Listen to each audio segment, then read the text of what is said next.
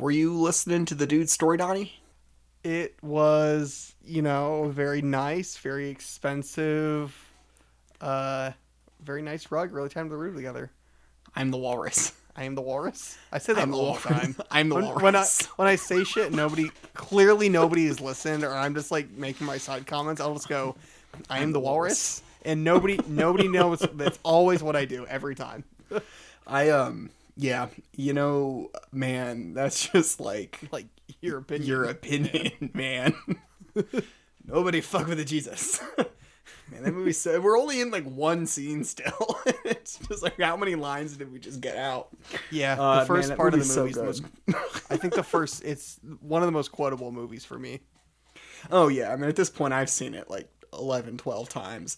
Yeah. For those who are listening, the Big Lebowski. This is now a Big Lebowski podcast. It's called Bowling for Columbine. Nope, that's a Michael Moore documentary. It's called Bowling for Lebowski. Soup.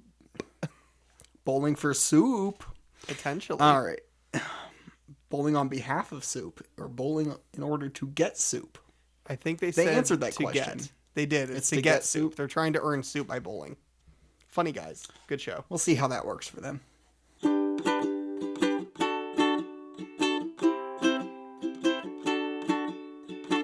Welcome to the podcast, everybody. This is the Adventure Twins podcast, where two twins talk about one of our favorite shows, Adventure Time. I'm Jacob. I'm John. And on today's episode, we are going to talk about Season 1, Episode 21, Donny. This episode was released August 9th, 2010, written by Ken Osborne, Nikki Yang, and Adam Muto. In this episode, Finn and Jake teach Donny the grass ogre to stop being such a jerk. Little bit of trivia right off the bat. Nikki Yang, the writer, maybe sounds a little familiar. The voice of BMO. Oh, they wrote this episode. Yep. Oh, that's fun. And I don't know if we've heard BMO speak until this episode. We've seen BMO.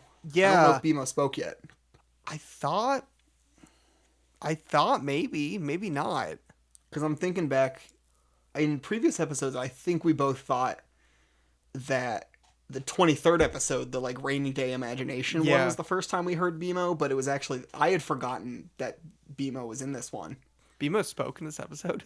BMO did speak in this episode. I don't remember this one. Yeah.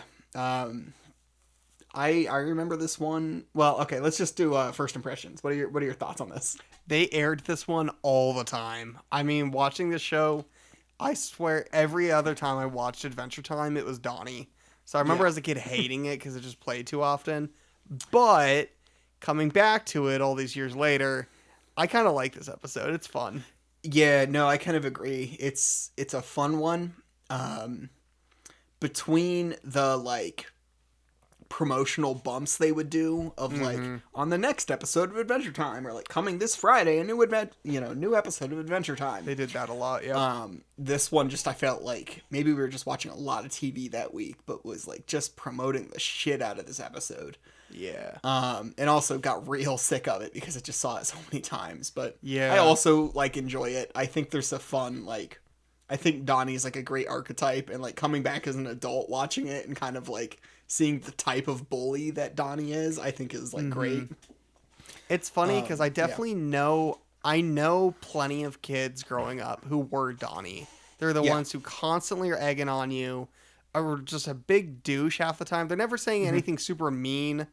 Well, I mean, they're mean, but nothing ever like that crosses the line too much. But the second you dish it out back to them, they're super sensitive. You're like, well, you crossed a line.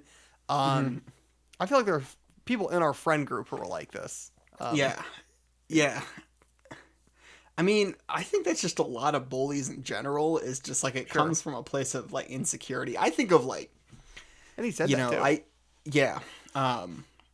I would compare him to like a Nelson Muntz from The Simpsons, of like he's a bully, but like you go and look at what his own home life is and it sucks, and like everyone doubts him the whole time. Like no one would ever give him the chance to be anything other than a bully, because that's just like, Yeah. so he's kind of like, it comes from a certain just like defensiveness where he just has to almost be offensive to kind of put up for his own like lack of, kind of security or like meaning outside of that. See, I thought Francis from Pee-wee, but I'm like, well, Yeah. I mean, Francis is is just also a spoiled rich kid. He's just a jerk. He is a jerk, though. Yeah. I'm trying to think, like, who's someone who's like, they're not going to take anything too far. They're not the absolute worst person. They're just a jerk and not fun to be around. And I thought Francis from Pee-wee. Yeah. Well, He's just kind of spoiled, too. I was thinking, there's like, this is two jerks in a row between getting Magic Man last episode. Yeah, a lot of different jerks. I didn't even compare them because they're so different. Oh yeah, no, Not like, even comparable. Yeah, Magic Man just like sucks. Like Donny like has redeeming qualities, and he seems to want people. He wants to have friends. He just see kind of like he does it. Yeah. It's like it's so obvious with him. Magic Man doesn't have that though. I don't Man think he has any just redeemable sucks. qualities. He doesn't want to improve himself. He does it almost for the joy of being a jerk. His is more out of like just a sadism. Like he just sucks. He's a sadistic kind of asshole. But Donnie is like, he's like a classic elementary school bully where it's like, Yeah. Or maybe like the O'Doyles in And what is that, Billy Madison? Billy Madison, yeah. O'Doyle rules. O'Doyle rules. O'Doyle rules. Anyway, I like how it starts. They're on safety patrol, and Finn pops out of the bush, is like, safety patrol, and then Jake does it, and he's dressed up in the safety patrol uniform, which is like a big puffy vest, a cone on his head, and like all these flashing lights. Yeah, it made me think of like when you're playing an RPG and your character shows up in the cutscene, and you see like and like the wacky shit that you're wearing. I go, oh yeah, that's something I would wear probably. Yeah, I liked the safety patrol uniform, and he seemed so disappointed. I was like, oh, were we not wearing the uniforms? And that was a good bit. I thought that was a solid way. It's like, all right, what do they do? How do you start a lot of these episodes? It's like, they're just kind of doing shit. They're on safety patrol. Is safety patrol like a normal thing they do? You think like maybe it's like every Monday they volunteer for it? Is that how they give back to the community? I don't even know if it's about giving back. I think it's just what they do because they're like, oh, we're heroes. We gotta be on patrol. Yeah, maybe. Yeah, maybe that's how they do patrol sometimes. Fuck, what was I watching? Oh, okay. So I'm watching Scooby-Doo and Scrappy-Doo. But the second season of it, the one that started in 1980, and this is when they transitioned from like full 21-minute episodes to 7-minute shorts. Where they got rid of Velma, Fred, and Daphne, and it's just Scooby, Shaggy, and Scrappy. And a lot of these setups to episodes, there's no setup. It's like one line of like, oh boy, sure is fun that we could take a trip to Egypt. And I remember watching that, and it was like, Bennett, nice the princess to invite us over for a picnic, Luigi. I hope she made lots of spaghetti. And I was... I'm watching this, I'm like, why does this sound so familiar? And it's because we've already talked about this in an episode of the podcast where we talked about how do we... Yeah, we compared it to Young Jedi Adventures of like, sure is nice of you to help me in the Jedi Garden, huh? And that's how I can't wait to go to Coruscant for the big event today. It's like, all right, that's all we need. That's all we need. We don't need any more. That's the plot now. No exposition beyond that. That's all your exposition. You get one line at the beginning and we're done. We're just going to get right into the episode. And I think this one felt a lot like that of like, all right, we're on safety patrol. We get one little gag out of it. Let's move on. Let's get out of this already. I kind of appreciate it because sometimes I don't want the long drawn out expositions. I just want to get to the meat potatoes of it all. It's an 11-minute episode. Like, they just got to keep going. But anyway, they see a bunch of little house people, which was kind of cute. I had some questions about the house people that actually gets answered later in the episode, which is... I also did. How do they work? And it turns out they are shaped like those buildings, but it's almost like hermit crabs, where you can break the building around them and there's still like a full body inside there. The building itself is not... But then, you have the police one who has a little jail cell in his body. So I don't know. It's not like it makes me question, what do they do for a living? If at all. They may not be like a living thing. They may just sustain themselves. But then also, what is the real estate market like in this house town? Do they go for sale? Is that something we consider? In one scene, you can actually see houses in the background. Do they live in those houses? I don't know. I thought that was just a crowd of them. I thought the joke was like maybe they see just a crowd and they think, oh, it's a little town, but you get closer and the town is just all people. And it's a very little town. There were clearly doors on these houses in the background. So, I don't know. Yeah. But anyway, I like the little house dog. I wonder if he's housebroken. If he messes up, he might be in the doghouse. All right, God, the cruise that we're going on. Oh my God, yeah. The cruise we're going on has a hot dog place called the Doghouse, and there's a running joke that we're all going to be in the doghouse every night. We're in the doghouse tonight, just eating all you can eat hot dogs. Oh my gosh, I'm going to feel sick. I'm going to skip those seated dinners with like fancy food and escargot, and I'm just hot dogs every day. Hot dogs and rum. That's all I'm going to eat for 6 days. Oh my God. I'm going to ask Aunt Julie to make us like a list of the drinks available on the ship because I'm going to get really into the stats behind this. I've been on the Royal Caribbean subreddit. I'm going off topic already. But I've been on the Royal Caribbean subreddit and seeing people who like make data spreads of their drinks and like number of drinks they've had. And like, here's all the drinks they've gotten throughout their cruise. And I'm like, yeah, that sounds fun. Yeah. Just take advantage of it. Drink things I wouldn't normally drink. Just a ton of mudslides as well, because those things are so me a good mudslide. Good.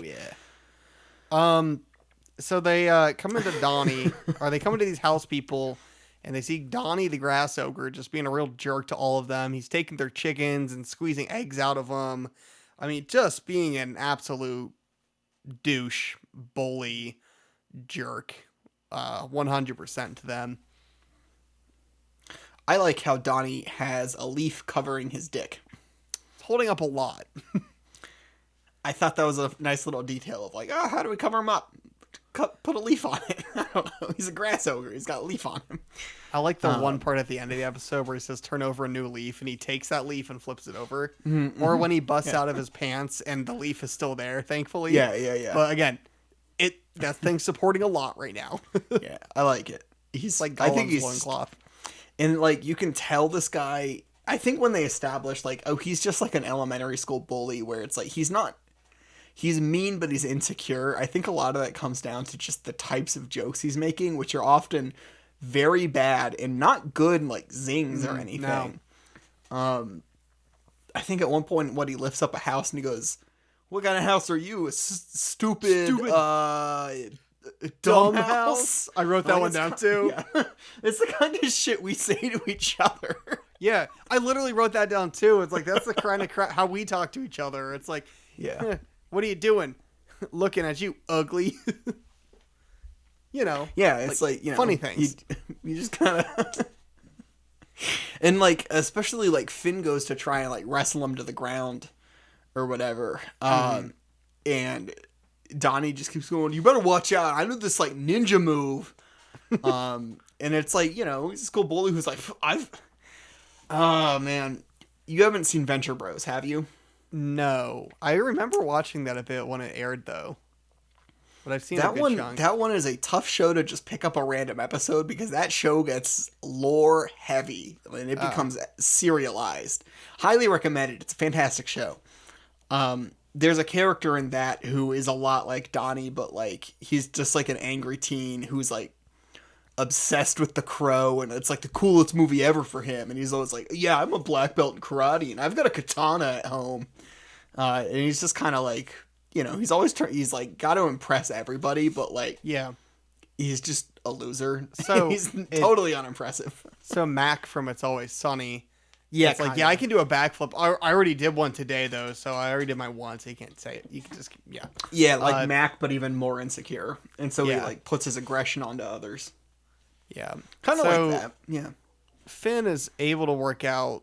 Donny is very complex. He's picks up on how insecure the guy is immediately. And they do decide to help out Donnie and hang out with him. Maybe just like, I don't know. He's a complex guy, and maybe he needs some help. And Finn just sees like, yeah, he might be a jerk, but he still needs friends too.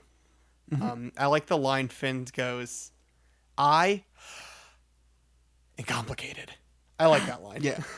I noted when he was like, Donnie's problem is that he's treated like an outsider. I'm like, yeah, outsider is kind of a word for it. I just said he's just a loser bully. Like, yeah. I mean, kind of. Like, he feels like he doesn't fit in, so he just kind of reacts and acts out. Yeah. I don't know. I mean, it's, I don't know if I ever picked up on any of that as a kid, but, like, now that I'm an adult, I'm like, well, it's so obvious. Like, I see it now. It's like he's acting up because he's, like, insecure and lonely and shit.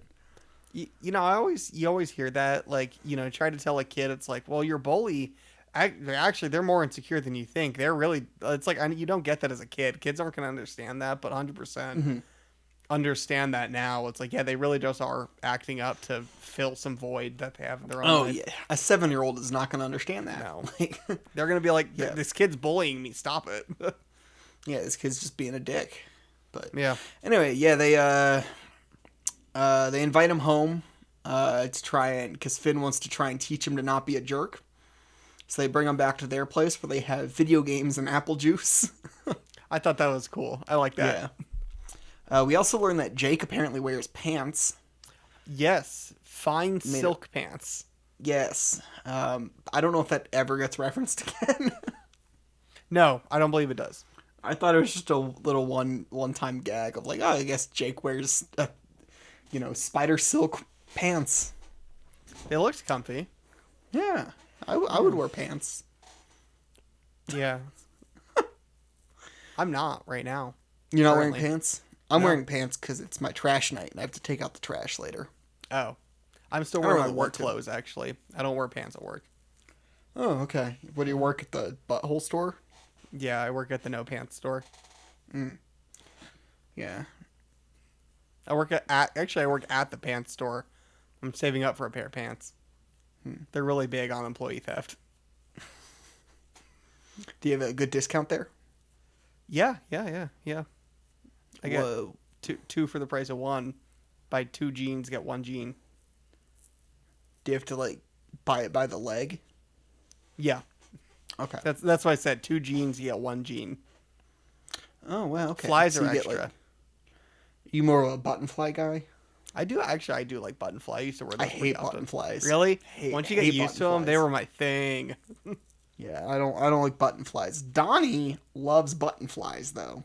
He had a song about it at one point. He writes a little song about it. Yeah, because Finn leaves. He goes to help the house people or something, right? Mm-hmm. Or he sees. Yeah, so he goes back to help the house people, and he puts Jake in charge of helping Donnie become less of a jerk. Mm-hmm. And Finn realizes that the house people are now being attacked by werewolves. Or rather, he learns why wolves. What did I put? I feel like why wolves. They're invested in the spirit of inquiry and bloodlust. I feel like I see the Why Wolves clip a lot on like Instagram, just random like clips of Adventure Time, and I feel like I see this one pretty often. I always forget it's the Donnie episode though. Yeah. The Why Wolves joke sounded familiar, but I couldn't have told you in 100 years it came from this episode of Adventure Time. Right. I did like Finn punches a wolf in the face. It's kind of cool. That was cool. And then he gets them to fall down the old well, which is also like a house person. But he's not old. Yeah, he does clarify he's not old. But it does make you question, so if the house people are little, kind of like hermit crabs, where they just fill like a shell, how does that work for the deep well? I think it's a guy just filling... I think there's probably just a hole in the ground, and he's filling the brick. Maybe. I think he's filling the brick around it. What kind of hole would he have gone down? Yeah, we actually start learning about the house people lore here, which is probably not the point of the episode, but this is where we see like a wolf breaks the bank house person. Don't worry, my ass is a shirt. I like that. Yeah, all my asses. I actually wrote down... all my assets are insured, ... John probably liked that joke. I did like that joke. I was like, oh man, the accountant is going to like the joke about insured assets. But yeah, I would describe them like hermit crabs. That's probably the best way to describe it. And we learned that the Y wolves prey on the house people, but are repelled by a certain jerky musk that comes when Donny is being a jerk. He dispels them. Was it an oxygen? Obnoxygen. Obnoxygen. He's obnoxious. His obnoxiousness creates obnoxygen. Yes. Which repels the Y-wolves. Exactly. And so there's like a natural order to all of this. And the Y-wolves do mention the natural order would be if Donny leaves, they eat they go and tear up and eat the house people. And then eventually the cosmic owl will eat them. Mm-hmm. And this is the same cosmic owl that appears in your dreams. And that we've already seen in episode 3 who confronted the Ice King in his dream state. Yeah. Same one. So Adventure Time lore is building. Cosmic Owl is, I guess, a running joke now. Anyway, so Finn returns home. And Jake has been more than successful in making Donny not a jerk. He's now like sitting and playing the cello with Jake, and he's wearing jeans, and he's speaking all like eloquently in complete sentences and stuff. His like leafy hair is kind of clearly like he's combed over his hair. Yeah. I think we skipped over the fact that when they were like at the house the first time before Finn left, they were trying to like just talk to Donny and talk about empathy a little bit. Oh, yeah. And they teach him a song, empathy, put yourself in the place of me. And I sing that one pretty often, and they showed that one specifically on all the like the promos. Mm. And so I think I've seen that clip like I would say a few hundred times. Yeah, so they teach him little songs to not be a jerk, like the empathy song, and they, that's where we see BMO. Oh my god, yeah, we did skip that. Yeah, they play BMO together as like we've got video games at our house, and so they play BMO, and it's a game called like Bug Hunter or something like that. They just fight bugs, and it's like an Atari game. Donny loses at the game. Honestly, I would say unfairly when you watch the gameplay, and so he hits BMO away, and BMO makes a little squeak, and then comes back up and says something, and I didn't write down the line, but that is BMO says something. BMO talks. So here we go. I think that's the first BMO line. Back to how we had friends who were like this, who were like super sensitive and like you couldn't dish it out. Those same friends also would rage quit video games a lot when they lost. Yeah, just like you probably know who I'm thinking of, but I don't know anyone who's ever rage quit a video game ever. Really? Nope, I've never done it. Sure. Mm-hmm. When we were playing Lego Star Wars the Clone Wars on the Wii, Jacob and I would race each other to the next level. And one time I beat him to the level and he turned the whole system off. Nope, I didn't do that. Yep. I didn't do that. Yeah, you did. Well, John never beat me in Mario vs. Luigi mode in New Super Mario Bros. On the DS. It's good. Number one, Jacob always took Luigi because he stole it. And two, I stole it. It was my game. I got to pick first. Every time I was about to win, you turned off the DS, and so we lost connection. No, I did not steal Luigi. It was my copy of the game, and I got to pick which character first because I was the one doing DS download or whatever. Jacob and I got so good at this game, we had to start implementing our own rules of... We essentially got to where you can't use items anymore. You can only jump on each other. And so Jacob and I can like get our jumps in Mario down to like the exact frame we want because we got so good at jumping on each other. And we'd be in the back of the car, and Dad would just listen to us like screaming at each other. I think what you needed was empathy. Empathy. Put yourself in the place of me. Yeah. So I wasn't talking about you rage quitting, but you totally did. Now that you bring it up. I never rage quit. No, you totally did. Never did it. Nope. And this podcast is over now, actually. Oh, yeah, sure. But yeah, so they like Finn becomes stuck because I'm like, oh my god, we made him into so not a jerk. All the house people are going to get destroyed by the Y-wolves. So they bring him back over there, and it's like, Donny, you got to start being a jerk. And he just kind of keeps trying to like sing songs at the wolves. He has a song about the ethics of laundry. What are the ethics of laundry? Um, Because like they're have a actually, full enough load so you're not wasting water. I was gonna say be reasonable. Like set a timer to go get your clothes. This is like laundromat etiquette, I would say. Speaking of, I have laundry in, so after we're done with this episode, I gotta go switch that over. Important. Yep. It's just a load of towels. My favorite Donny song is actually the one he wrote himself about the joys of pants. Gotta get pants. Go get your pants. Button fly. That's my favorite one. I don't like that one because I don't like button flies. Okay, we already established that, but I like that. I don't song like button personally. flies. I don't like it. I don't like button flies. I got TV. I don't get that TV. All right. Cool. Anyways, they make fun of Donnie's little stupid songs, and that makes him they just rage bait him until he becomes a jerk again, and he breaks his pants off. They tell him that his songs are super balls. Anyway, what I think we've learned from Donnie is go woke, go broke. Mm-hmm. If you start trying to be sensitive and sing little songs to help people and be empathetic, everyone's going to make fun of you, and you're not going to help save anyone. The moral You got to be a jerk. The moral of the story is no one wants to work anymore. Everyone be on their phones. They all eat hot chip, charge their phone. Be bisexual, Be and lie. bisexual, twerk and lie. Yep. Anyone born after 1998 can't drive.